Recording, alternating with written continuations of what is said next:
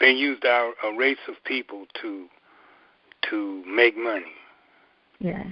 And to corrupt their image across this world. Because all over the world, people think we act like that. All of us act like that. There's 40-something million of us here. And we don't all act like hip-hoppers. Right.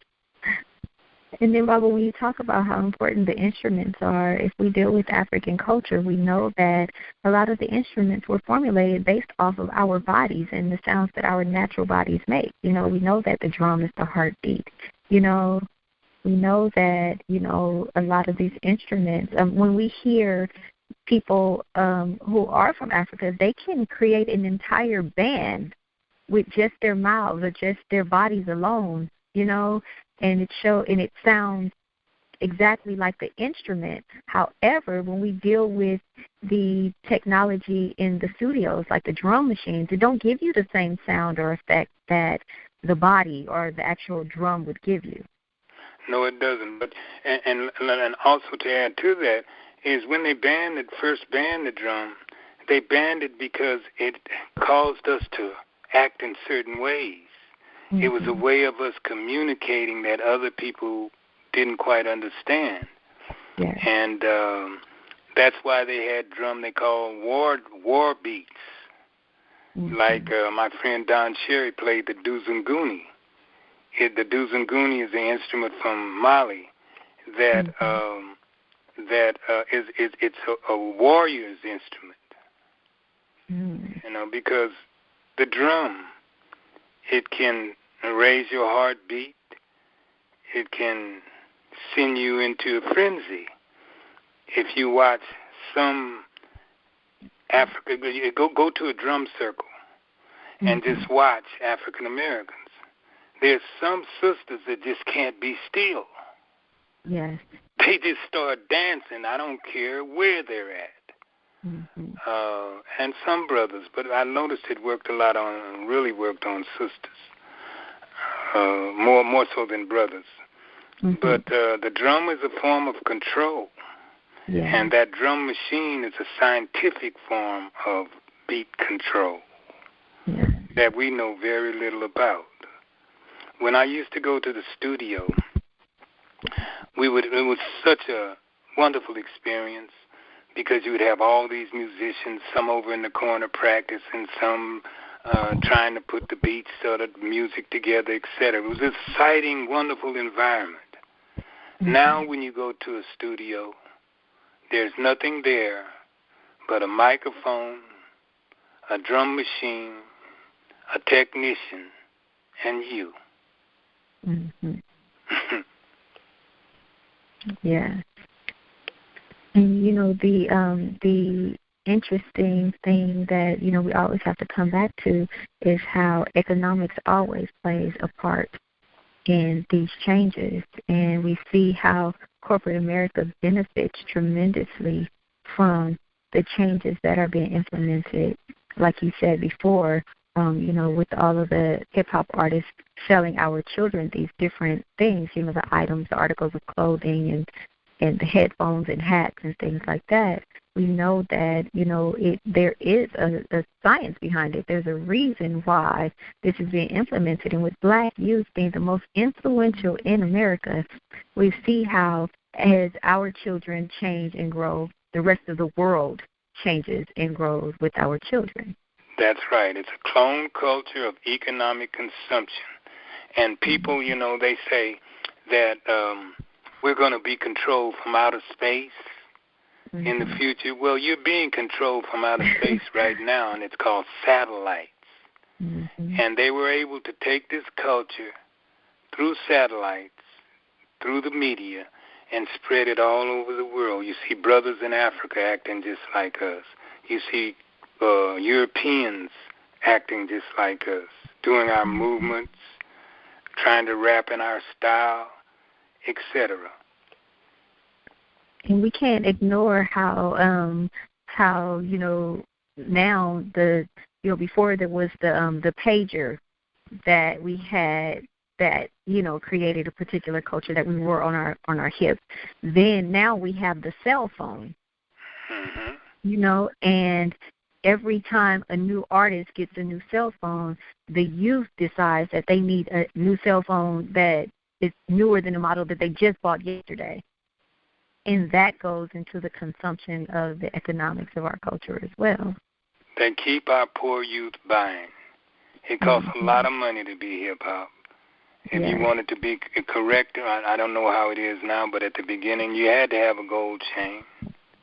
You had to have something like Timberland boots or Jordan shoes. All of those things cost money. You had to have certain types of underwear, certain types of pants, certain hats, etc. I watched them, and when I was a youth, we didn't want labels to show. We wanted the quality of the material to show. But today, and in time, we watched our youth almost become billboard signs. In other words, they make you buy it, then you become assigned to advertise it, and you don't get anything from that. You pay for it to become a billboard almost.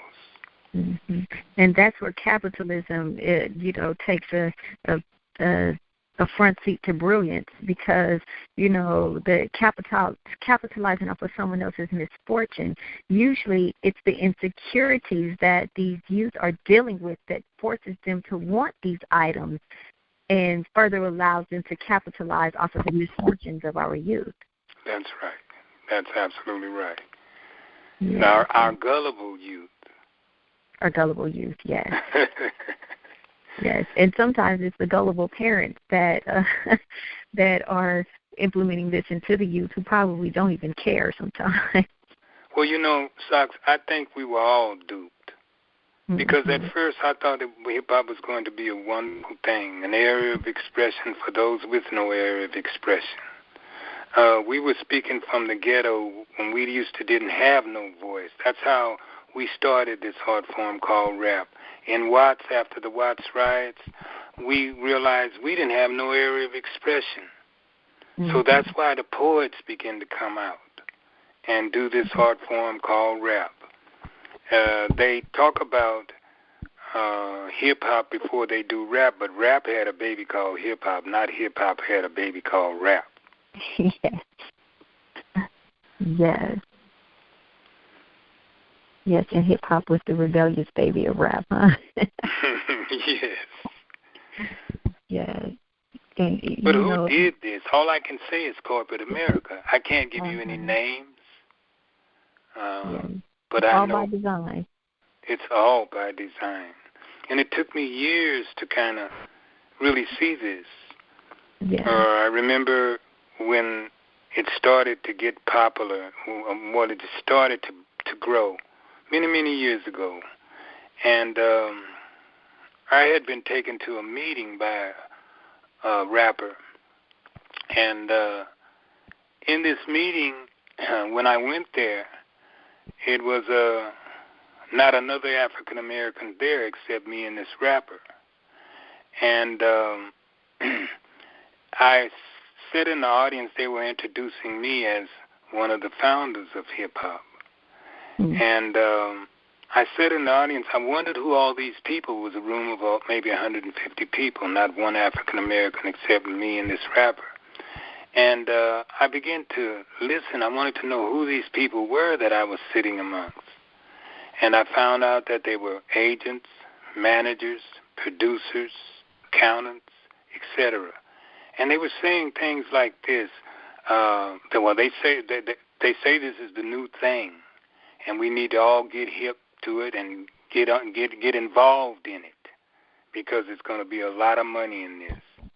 And at this meeting, when I started to hear this kind of talk, and after they introduced me and began to talk about this new art form that was coming, I got emotional and left. I wish I had stayed and listened to the whole meeting, but I didn't. But over the years, I watched hip-hop develop, and I always related it back to that meeting. And over time, I began to dissect it and see how diabolical it really was. And I think that's another thing a lot of people don't realize, that there are people who are having meetings and discussing this, discussing these things so that they can see what it is that they need to do next to be able to control, certain mindsets or certain thought processes, and, a lot of people think that they have come up with something and, knowing that there's nothing new under the sun, this wasn't necessarily, this person's idea. It was a collective effort to control those who are in tune with what's going on. That's right. And there's no better way to control people than through music. It's the greatest communicator that there is. Using music with poetry, with song, etc. That's why it has to be controlled. But we always had, there was always elements that tried to control our music.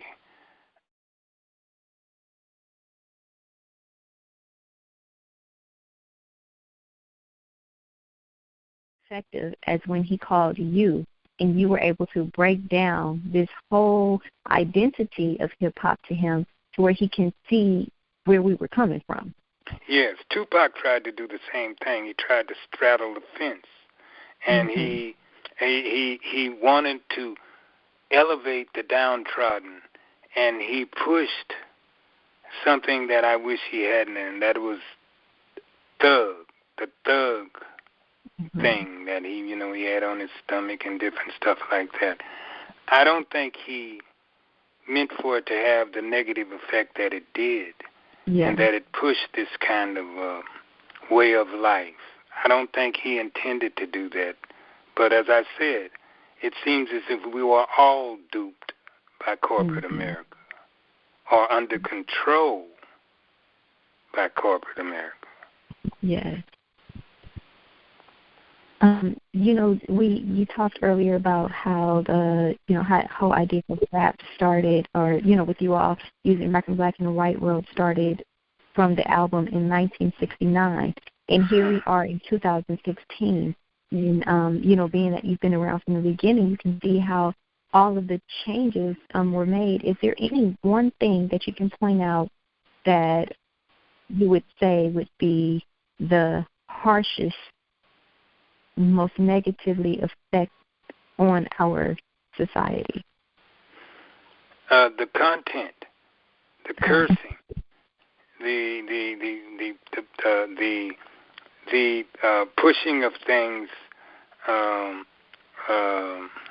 You hear rappers say anything: shoot that nigga, blow his brains out, etc. I'm a killer. All of these negative words, all these negative images that were thrown at our youth as something hip.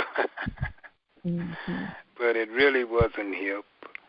It was the destruction of the tradition and culture of African American people. And I've heard people have dialogue about other negative effects of hip hop, and they talk about the diseases, and as it pertains to corporate America as well, and how the modern medicine today has created all these things to help with the effects of these diseases that are coming out of some of the over-sexualized and over-stimulated lyrics. That's another thing, as you said, sex and how it pushed it, and the disrespect for African-American women in particular. I mean, it's like they keyed in on them. As I said earlier, we call them sister, queen, etc., and the Watts prophets watched that dialogue change again from to bitch, whore, etc. It was the content of the work that I think was the most destructive. Yeah.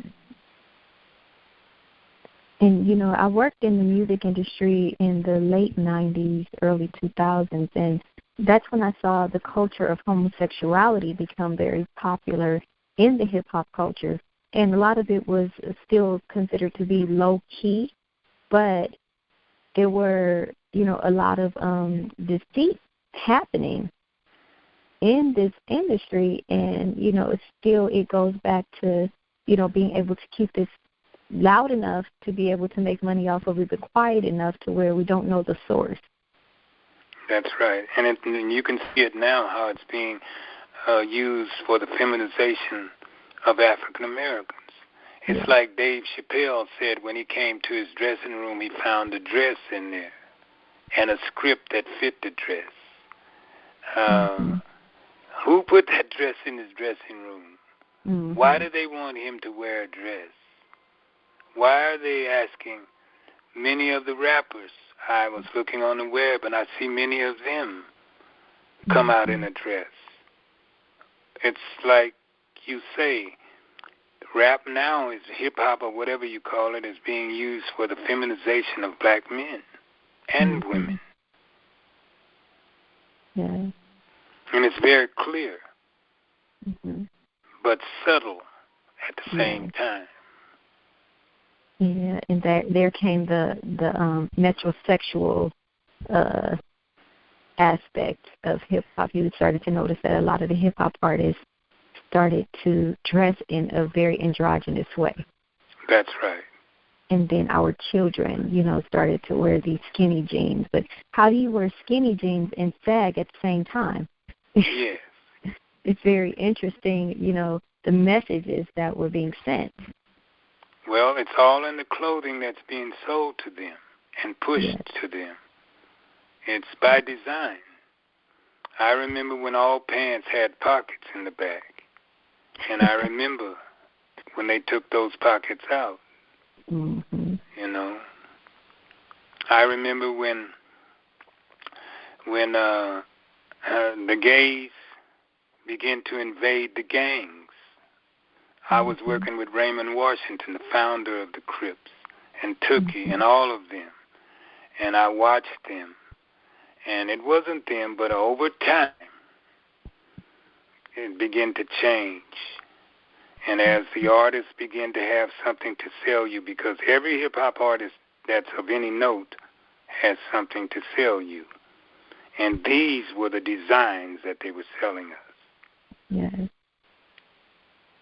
And, we see this movement, the Black Lives Matter movement, becoming, very popular and very strong right here in 2016. And, there are, you can also see how, corporate America is almost taking advantage of that Black Lives Matter movement and finding a way to capitalize off of that as well. That's right. That's absolutely right. The destruction of us, of the black youth, and the imprisonment of them continues to grow. It's not, and when I was a boy in 1965, they said that there was the majority of African American women, maybe 20% with babies, were married. 70% of them were married. Today, I guess it's less than 10%. They just, it did so many, hip-hop did so many things. It even made our sisters call themselves degrading names. Yes. Yes. I think that was the hardest part for me as a woman to, hear these amazing beats with these degrading lyrics over these amazing beats. That's right. Those controlling beats that capture you. And you don't even have to listen to it for it to invade your mind. Yes. I remember as a child we used to write down the lyrics and try to memorize the lyrics. And we noticed that the ones that we tried to memorize were the hardest, but the ones we didn't try to memorize were the ones that we caught on to very quick. That's right. Yes. Well, Baba, I know that we can talk on and on about this topic forever, and I'm glad we've been able to at least just scratch the surface. And I know that, we'll be able to come back and have further dialogue about these things and just be able to further break them down. I'm sure we're going to have a lot of questions. And, I just thank you as one of the elders in our community for being very open to let our youth know that there is no separation or no gap between the elders and the youth. If there is a question to be asked the elders, you are open and you're there to answer them. So we thank you so much for that. That's right. There is no old and new school. Seed, root, and fruit are one. Yes. We are one. And that's why in this interview, I'm not trying to down black youth. I'm trying to open their eyes to how they're being controlled. Black music, our spirituals, our gospel, our swing, our jazz, our bebop, our R&B, it always inspired us. It never degraded us. Mm-hmm. And hip-hop came, and it seems that was its main purpose, was to degrade our image in the world. And it has been quite successful. People think everybody and our black youth act like that, all 30 million of them. Okay. So would you say that it was beneficial that they changed the name to hip-hop as opposed to continue to use rap, which was a means to talk social commentary? Maybe it was a good idea to give it a different name so that it wouldn't be associated as the same thing? Yes, I appreciate that they did that. But they still use that element, rap. Yes, exactly. They still took that's the main element in hip hop is the word. Yes. The beat's cool, but it's the beat only carries the word. Mm-hmm. You can't have the rap or the hip hop without the poetry, huh? That's right. Yeah. This is a poet's art. Rap is a poet's art form. Yes. And as I said, it started off as social commentary. And I'm glad you said that, too, because one of the things that we find in the hip-hop culture is that a lot of hip-hop artists say, well, I don't like poetry. And it's like, how do you not like poetry when that's what you're doing? That's right. That is poetry. Yes. Many of the rappers, like Nas, that's a great poet. Yes. Bob Marley was a poet. He just could sing his poetry. Quincy Jones told me many years ago, the heart of the whole industry is the writer. Mm-hmm. There's no show on TV or on the radio that is not scripted by the writer. Yes. So it starts with the writer. It starts with the poet.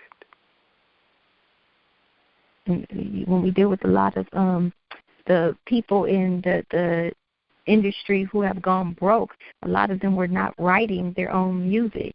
And the person that was writing the music was still getting paid while that presenter of the art was, getting paid for what they did, and that was it. The writer always got paid more. That's right. Well, what did old Dirty Bastard say? I saw something on the web where he said they told him that the more foul he got or the more cursing and foul things that he say, the more money he would make. Yep. He told the truth, but he's dead. Yes. No. So. Yeah, and then, we deal with the fact that Dr. Sadie, made his transition this past weekend.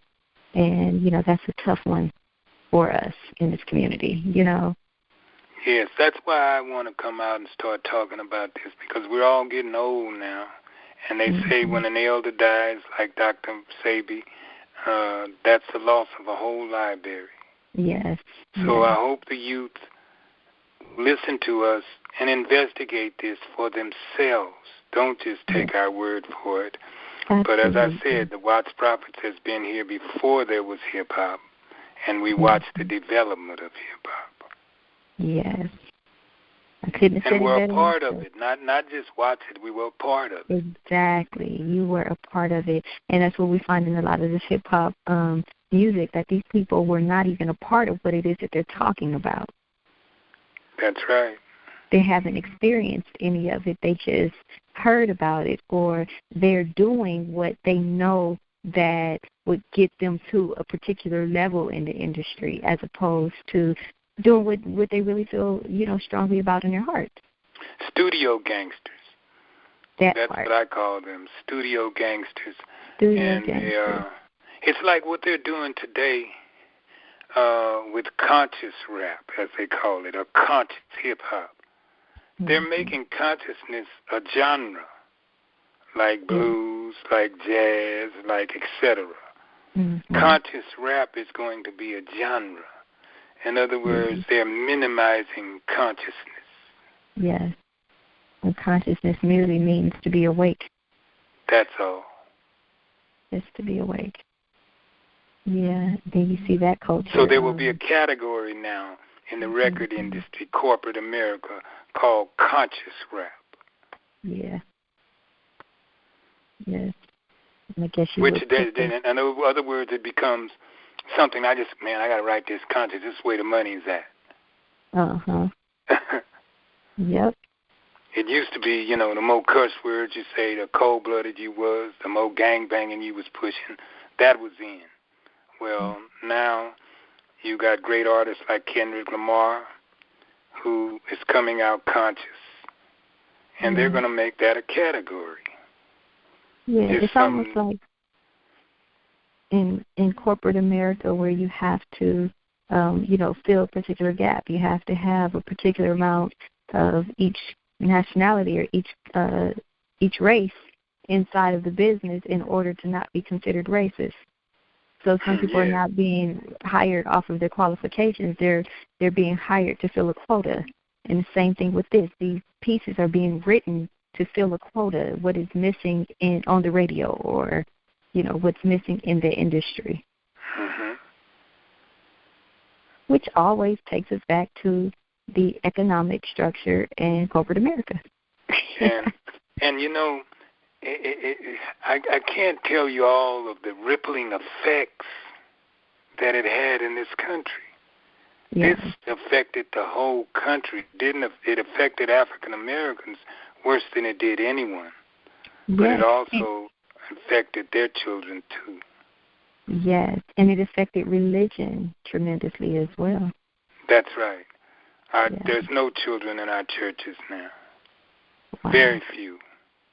Some churches claim to have a lot, but I'm looking at it. It's not a lot of youth and going to church like when I was young. We all went to church on Sunday at some time or another. Yes. If nothing but for Christmas and Easter. They don't even do that anymore. Yes. So I hope that the youth don't think that we're attacking them. We're only trying to make them aware of what the elders have experienced. Yes. And I think for me, too, in addition to that, I would like for the youth to understand that when they come into these different fields, that they have to know who paved the way for them. It's very important for them to know that so they can see where they came from. It's the Sankofa of it all, You have to know where you come from in order to know where you're going. And a lot of times we find that they don't necessarily know where they're going, and it's because they're missing that dynamic of where they come from. They have completely destroyed our culture and traditions in the African American community. Yeah. Many of them. They couldn't destroy all of them, but they destroyed a whole lot of it, and in particular amongst our children. Yeah. And I just want the hip-hop world to know we love them. That's the only reason I'm talking like this, is because I watched the destruction of them. Yeah. And I watched the highest vibration. Yes, I watched the prisons fill up from when I was a boy.